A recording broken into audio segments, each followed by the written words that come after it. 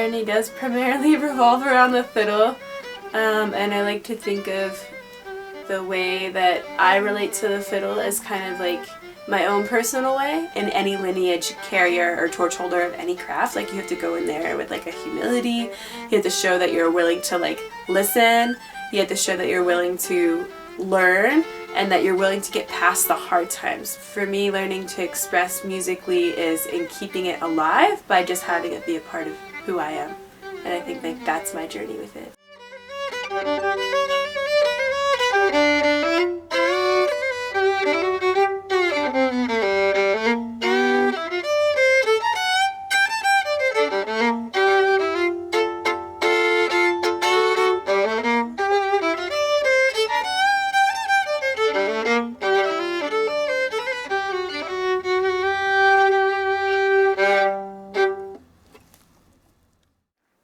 Hi, my name is Summer. My last name is Lily. I'm hailing from the East Coast, and I was asked to talk a little bit about, I guess, my life journey. My life journey does primarily revolve around the fiddle, and I like to think of the way that I relate to the fiddle as kind of like my own personal way, and it's not like the way to relate to anyone or anything or any instrument, but definitely a relationship. And I don't think it's always so like cut and dry for everybody else. I think we all have ways, but maybe it's more of an obsession than anything else. So like I said, I come from the East Coast. I grew up on the coast of Maryland, and for a brief time, the coast of South Carolina, right by the island called Assateague Island with the wild horses. That Runaway Bride was filmed in that town that I grew up in Berlin, Maryland. So the peninsula off of the Chesapeake Bay. We don't think often about Maryland like bordering with West Virginia, but it does border with West Virginia, and as we all know, like West Virginia is like the heartbeat of like Appalachian music and ginseng and pawpaws and like everything that like makes America like America. That's also where like old time, which is the first fiddle style that I learned how to play, came from. And old time fiddle is like very different from bluegrass. Like all the old timers that raised me, they would be like, bluegrass makes money and like old time makes sense, because old time is just like 4/4 timing, like you do it all night, usually like in the same key. And they would say the only difference between these tunes is the names, because they all like sound the same, and sometimes you all tune down a step or up a step, and then you're just like going and going, and you can like pop a string, it doesn't matter because it's just about keeping like the rhythm. But it comes actually from Africa, and it actually comes from Scotland and Ireland, and that's why it's like syncopated, and that's where all the flat footing and buck dancing comes from. And it was all the music of slaves, because indentured servants came from Ireland and Scotland, and then slaves came from Africa, and they brought the banjo, the ngoni and the kora, and then that transferred into the banjo, and that's why it's usually with like a goat skin. And frailing music, it's like down, drop, thumb, and then you go with your fingers like this with the banjo, so it's all like syncopated, and the feet come in between. A lot of the buck dancing comes from Native American styles. So we have like African American dance from merging with natives that were also like oppressed people of the time, and they intermingled a lot. And then you have like people from Scotland and Ireland came and they brought the fiddle, and then people from Germany came and they brought the scheithold, which is like an older version of the dulcimer. And then we have like the lap dulcimer that comes from Appalachia, but really it's German. And they all came together and figured out a way to dance in the same place at the same time and keep the same rhythm, and that was old time music. So I like to think of it as like an American thing, in the way that American traditions are really just like pretty new in the terms of like cultural sense, a pretty new tradition of blending everything together, like mixing everything up, you know. And so I feel really like privileged and honored to get to be a part of that lineage, and I often think about like where my life would be if I didn't have those people to kind of like raise me and like, you know, keep me straight and like keep me in those circles and ask me what, like, you know, make me practice and like make me learn tunes and like make me ask for it and make sure I kept showing up, you know. And I knew that if I did learn that well and I could like gain their trust and then maybe eventually their respect, that I could go and do that in other parts of the world. And so I clearly ended up here in Northern California, where we're sitting right now on a bus, which I guess is a very typical like East Coast transplant story. Well, I live in a bus in Northern California. But it's pretty great. And I teach music in the schools now here in Grass Valley, California, and I feel pretty honored to do that. I've also gotten to meet a lot of other fiddlers in that time, and I've studied a lot of Scottish and Irish music. I've also been studying a lot of music from Mexico and Scandinavia and Spain this summer, so that's been pretty fun.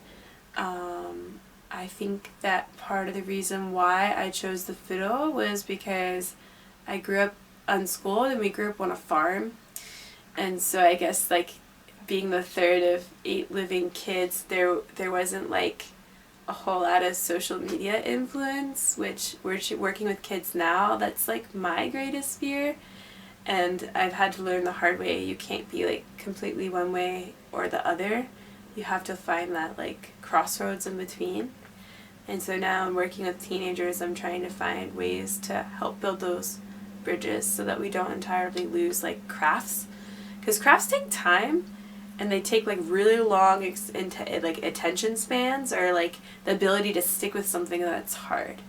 And now if everything's just a button click away, and like schools are run in a way where like this block is 45 minutes and this block is 35 minutes and this block's 45 minutes, you can't really learn an art form in a way to like sustain your life in 35 minutes. Like even if it's every day, I feel like that's asking a lot of like a young developing brain to like master something and like jump through the hoops. And I have a fear that we're kind of like setting them up for failure, and I think that's also where that negative inner monologue comes from with musicians or artists, where like you can't make your living off the art. And I'm like, I kind of beg to differ. I think you can, if you've been set up in a way to like learn that craft from a really young age and get to like experience its fullness, like its lifestyle, like going to a place, experiencing the food, experiencing the way you interact with the elders, which I think at a cultural level that like remains the same. Like in any lineage carrier or torch holder of any craft, like you have to go in there with like a humility. You have to show that you're willing to like listen.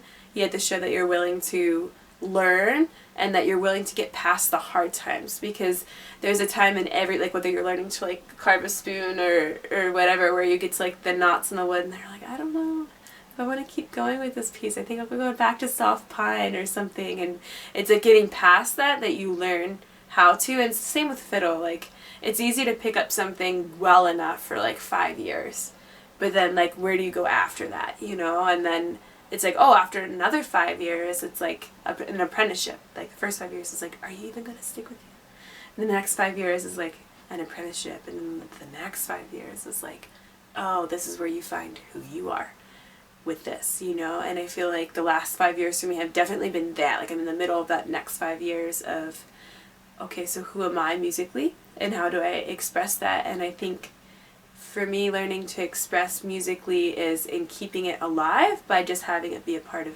who I am. And I think like that's my journey with it. So if it means like playing on a bench or playing in an airport or playing like from my car on the way to school or playing to the like down the driveway to the mailbox or whatever, like that's the only way we can combat losing art for art's sake and keeping it something alive, even if it's hard.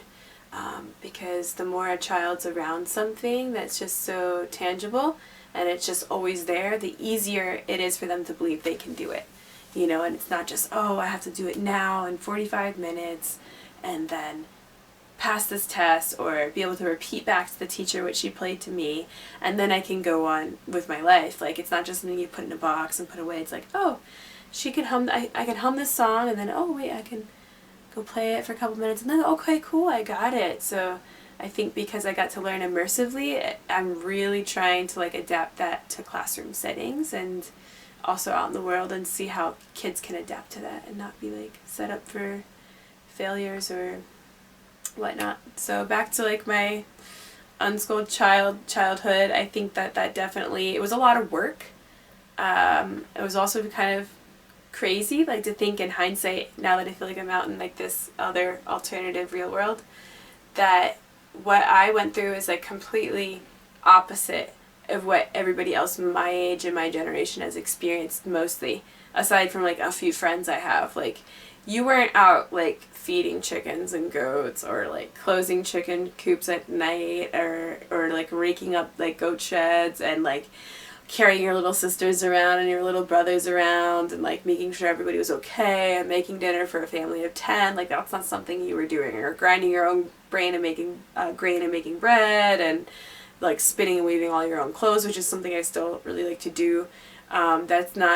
That was not their childhood. And so I think that's why it's part of my life to share it with the next generation, is because I have older skills, and then, but I'm young enough to where teenagers will be like, I'm not going to give this person that hard of a time, because it's more relatable. So learning to make old things new again, I guess, but also keep to that stricter tradition of not losing it, because I think that I was talking with a friend about how songs are pretty much, and like cultural lineages are pretty much just like Chinese whispers at this point, because there's the way somebody sings it or plays it, and then the way somebody else heard it, and then the way that they sing it and play it, and then what they hear. And all of our hearing in I say is different. Like, I could be looking at something that's red and you could be seeing pink, you know? And so it's like, how do you hold that tradition enough to where you're not going to like lose it entirely, but also how do you have it on a broader spectrum where you're like, okay, if you want to make a TikTok reel of that fiddle tune, I'm not going to be offended by it. Or something to where you have some 13-year-old that wants to play Billie Eilish, you know, like, okay, we can play Billie Eilish, let's do it with double stops and chops. And so I don't know, I feel like that's where I'm at with my music, and I would like to keep progressing as a musician, but I think at this point it's just learning how to channel myself in every different place, you know? And like, there's like, you'll never get there. There's always like, every other day I find some genre where I'm like, how did I not know this existed, you know? And then you can't really play the genre without understanding like where it comes from, but why does it come from there? And then you're like, oh my god, like, so you're telling me that the fishermen in Greenland were trading with fishermen in like the Basque country in like the 1200s, and like that, oh, that's why the music's like that. And then you have to go backwards from there and then forwards again, and then maybe you get a song out of it. And then after you get that song, it's how do you want to play that song, and then is it close enough or far away enough? Do you want it to be able to be relatable to musicians from that area, or you're just needing to make a fusion with it and trying to not be so detrimental in deciding? So. And your parents? Yeah. My parents. So my mom is a 5 foot, like 100-pound woman. And she was super hippie. She followed the Grateful Dead up and down the East Coast in her yellow VW bus. And she was at the Patch Adams commune in West Virginia. And she was heavily influenced by Ina May Gaskin and Stephen Gaskin's work at the farm in Tennessee. And so like reading all those books, I would have to say, is probably a pivotal point of her life, looking back. And of course, me and all my sisters have read those books. And she got her bachelor's in science and nursing to become a home birth midwife. And then she ended up having 8 children. So she didn't get as far as becoming the midwife, but she did work in labor and delivery for a while. And I still, like actually a long time. And I still consider her a midwife because she's been to so many births and still shows up for like different birth stories for people, and is like kind of was kind of supportive in that way as growing up. And she was a spinner and a weaver and a knitter, and so she taught me how to process fleeces and like drop spindle from the time I was really little.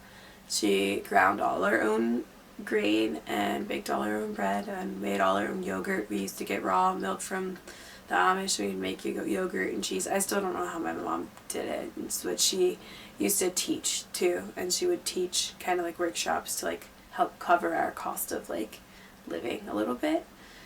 And then my dad is like one of those super, like, he's definitely super outlaw, like definitely something you find in the Ridge. He's like 6'2", really big, like a really like just really tall big guy and covered in tattoos, and he was like a super metalhead, like followed Black Sabbath all up and down the East Coast, and he built motorcycles, and he was a welder. And I like would always wonder my entire childhood, like, I don't know how these people, like, how did you two get together and like have all these kids? Like, that's what I was gonna it's ask like you. the complete opposite story. And then I realized that like in the 80s to hate the government was having a lot in common, you know? So it was kind of like super metal, like, no, like, yeehaw, fuck the law, you know? And then you had like this super deadhead lady. And she got him to go to like one Dead concert, like before I was born. And that's like picture film from that. But that was like it. Okay, wait, how did they meet? They met in AA. I don't know if you want that on the camera or not. Sorry, like it's honest. No, you can go right ahead and share it. Yeah. Because that small town that I come from on the coast, it was way smaller when I was from there. And then back in the 80s, it was like tiny and everybody knows everybody. And there's maybe a few hundred people that would stay there in the winter, you know, because there's like nothing there. So everyone was like pirate, like it was like Nevada City on the water, like trying to get away from Baltimore and Philly or New York or rich Jewish parents or like paying you to stay away and stay over there. So a lot of deadheads ended up there, also just a lot of outlaw people. My dad got a job working on like clam boats and commercial fishing, and so you were like really rough if you did that in the 80s, and a lot of people would come to do that. You also made like good money, but he has like stories being like 100 miles out there. And you would just, that was just like the lifestyle. And then he did that to work there and also kind of get clean and sober. And that was how he then met my mom. And my mom already had 2 kids. She had 2 kids with a man from Peru when she was like 20. And they got married and divorced, and he got his green card. And then she also decided to go to AA around that time.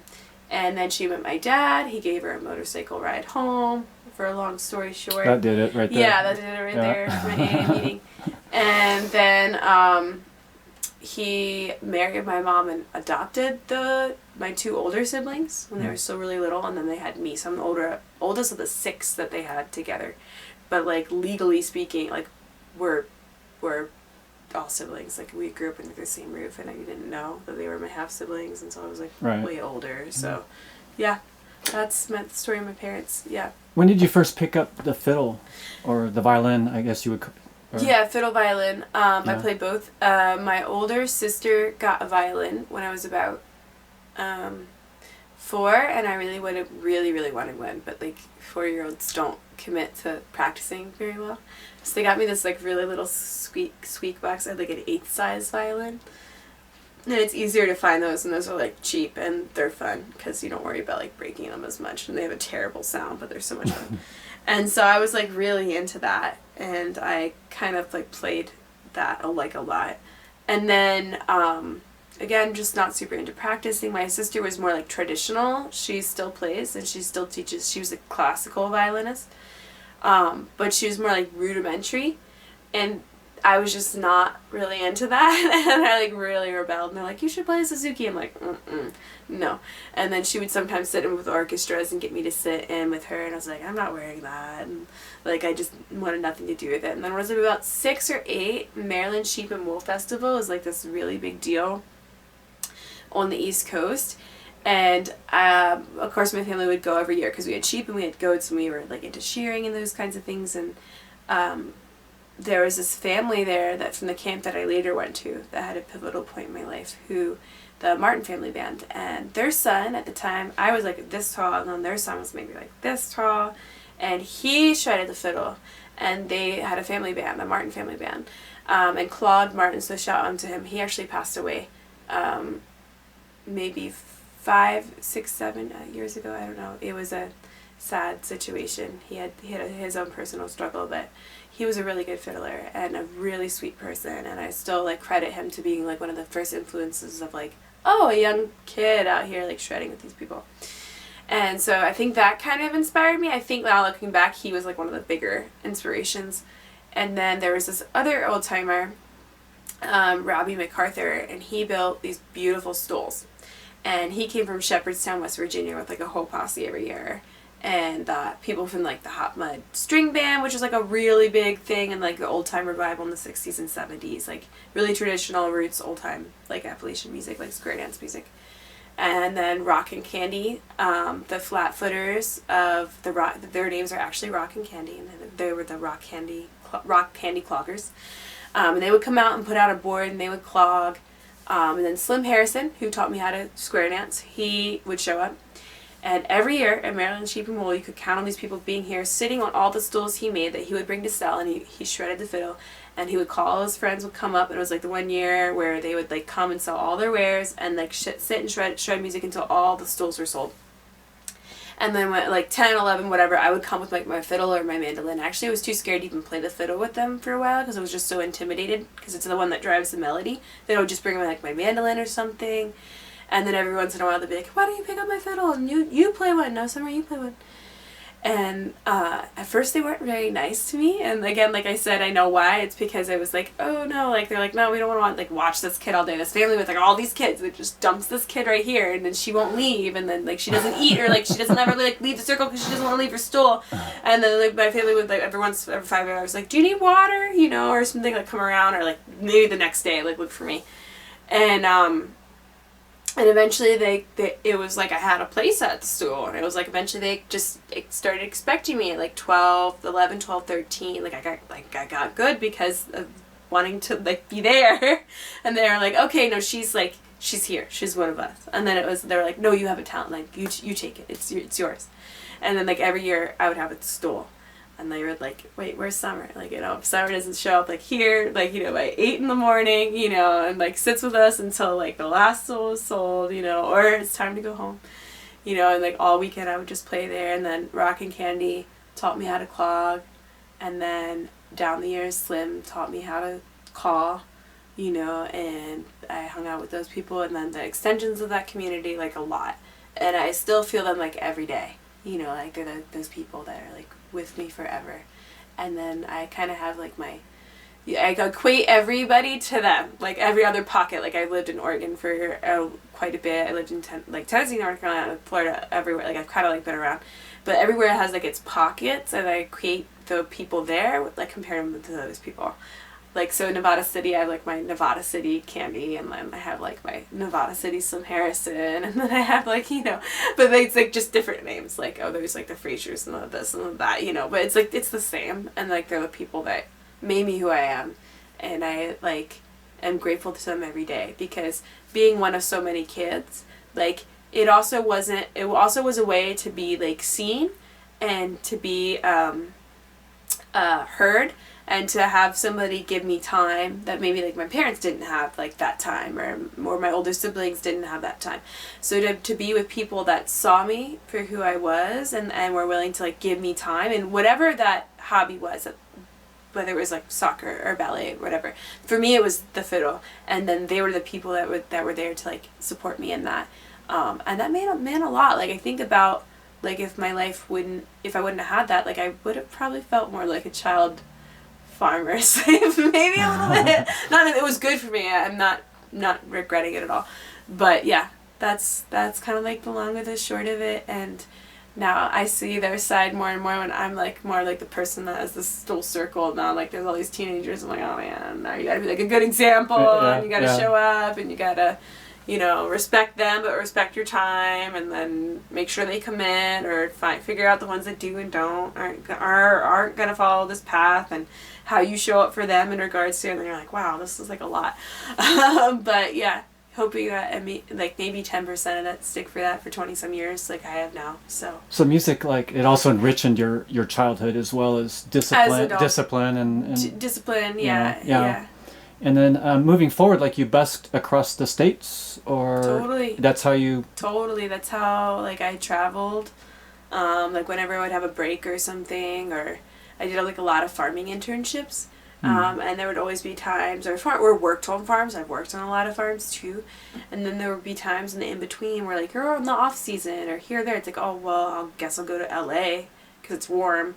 And then you're like busking at Venice Beach, and in LA, and then you make like all this money, and then this bus pulls up with a double decker, and then this person's like, hey, come play music with me on the roof, and then you're like, what's the band? And then they're like, no, actually we're on some Chinese YouTube channel and there's 200 million followers watching us now. I'm like, cool, like that's great. And then the person's like, it's all right, we'll have an adventure, like, do you want to go to like here and there, and it takes you all over LA for like 3 days, and then you're like busking at the Hollywood sign, and then you come back here, and quite an like, adventure. Yeah, so like I've had a lot of times like that, like and there's no other adventure like that, and so even though I don't have to offset my cost of traveling like that anymore, I still do that just because I was literally like sitting in a plaza in Santa Fe like a month ago, busking, and this, like, all the people that would come up to me every morning, like crazy, like connections. Like one person was like, oh, so like Alistair Fraser, like the fiddler back in Nevada City? I'm like, yeah.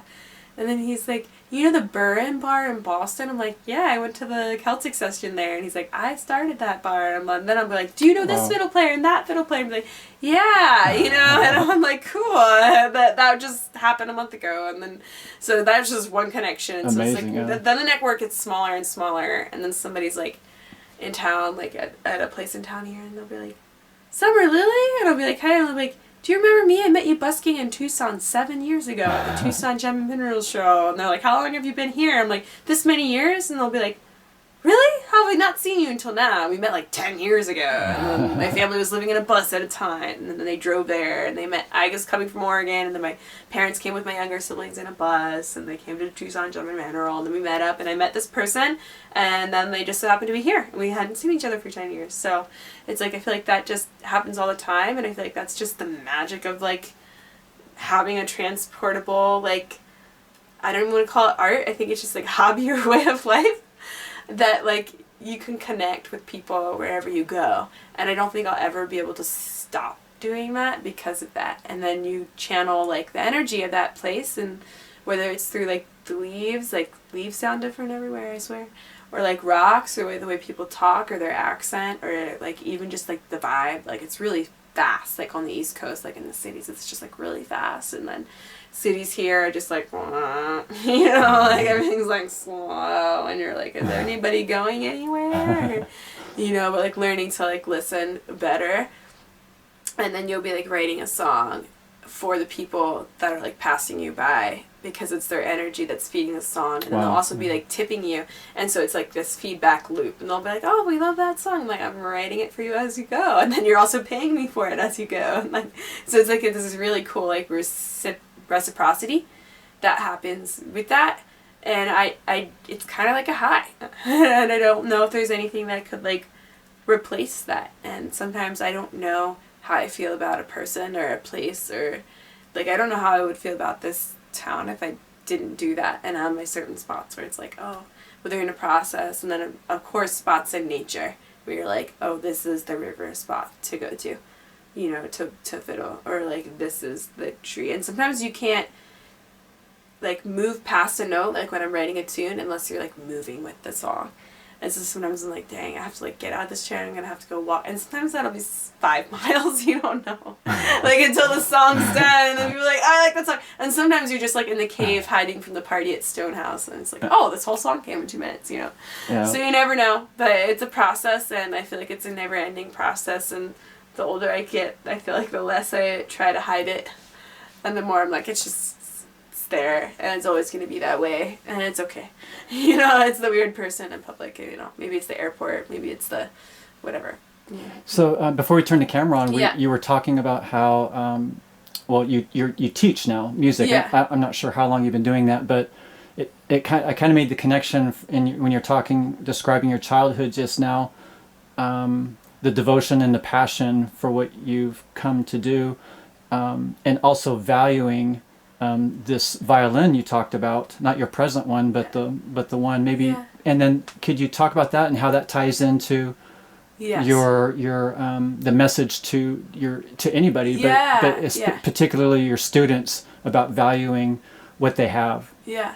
So I've been teaching in the schools for a minute now, like since I moved here, and I've taught at NCSA, and now I teach at Hebrew River Charter School, and so I've been kind of like in this process of embedding myself better into like Steiner philosophy and anthroposophic things, which I've studied through biodynamic farming and whatnot.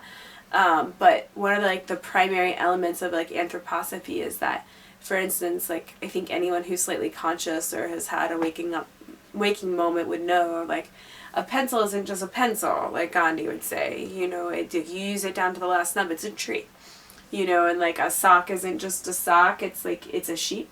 You know, that's a being. You know, and like it changes the way you treat something, or just like a relationship with a person. You know, like the more you know about it, the more you respect them.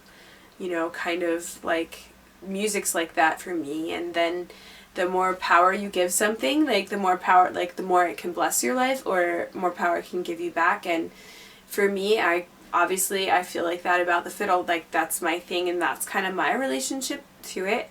And not so long ago, our ancestors had a more animistic mindset for things. Like for me, I have a more animistic mindset for my fiddle. Like to me, my fiddle's kind of like it's a person.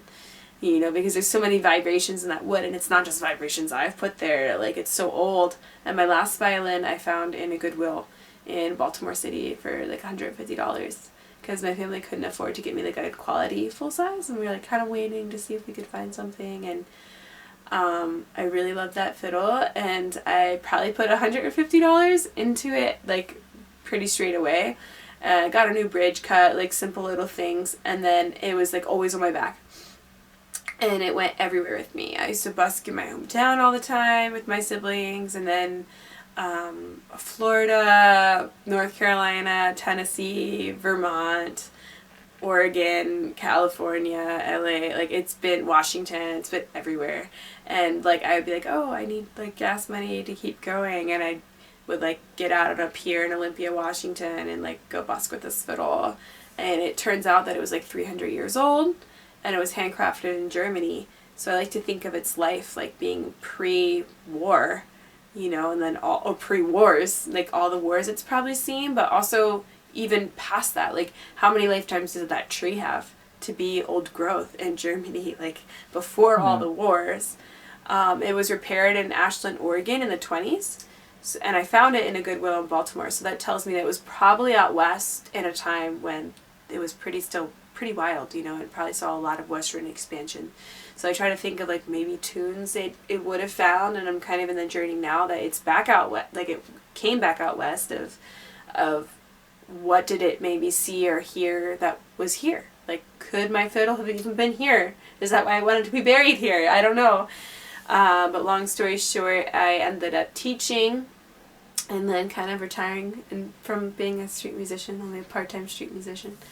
And I was teaching privately for a while, and then I got into the schools through that. And then last summer, usually fiddles kind of crack here from expansion and contraction because the wood's so thin, like popsicle thin, over time. And you get it repaired, you know, constantly or whenever you can. And this I just cracked so much, even though I'd had it repaired before. And my neighbors, I was super lucky. Our luthiers and their son took off the top and soaked it in water overnight to try and see if he could get it to swell and bring the cracks back, which is the process of like repairing a fiddle.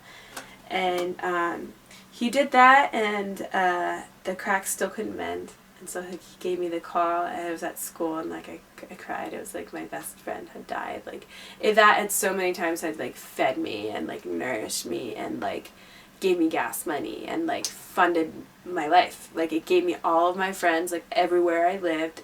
It played so many shows just with me. I can't imagine what it knew before me, you know. And they're like, you can hang out on the wall. Like they spread out a whole buffet of violins for me. Like try it, take everything home for a week, a month, like fill it out. I was like, no, I'm not hanging on the wall. Like it wants to go back to being a tree.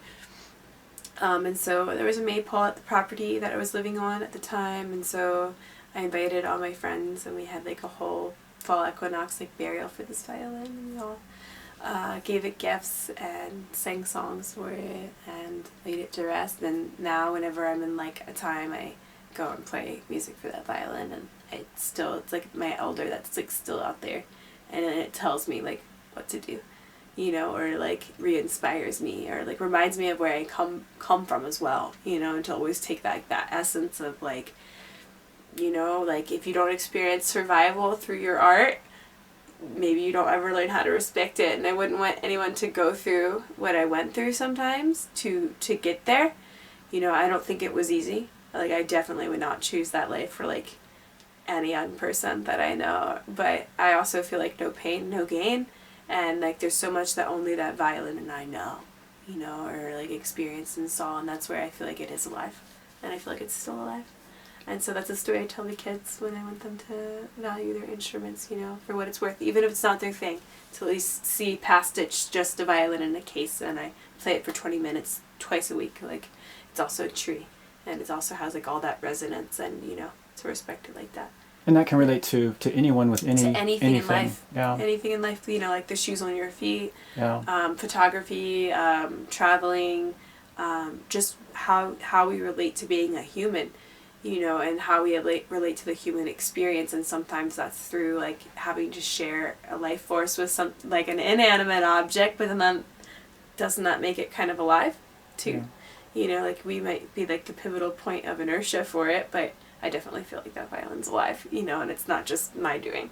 Like, you can only feel something with vibrations for 200 or 300 years before like I feel like wood's alive, And preserving and honoring tradition, not losing the tradition that you talked about exactly, before. Exactly. And so I feel like it's important, and I feel like we're at a crossroads in our culture where, like I was talking about technology earlier, and kind of to cap it all out, I think it's important that we embrace technology, because I went through a really long time of not thinking that was okay. And thinking we'll lose everything if we do, but I think like we'll lose everything if we don't. And so now it's like my journey with teenagers, and like, how do we see that this needs to be kept in this rigid way, and then also like related to your world. And I think the only way to counteract that is by doing it all the time. Having it be normal. Like, oh, maybe it's normal to like film yourself for your whatever your social media thing is, or Snapchat, but also it's normal to sing and dance in the streets.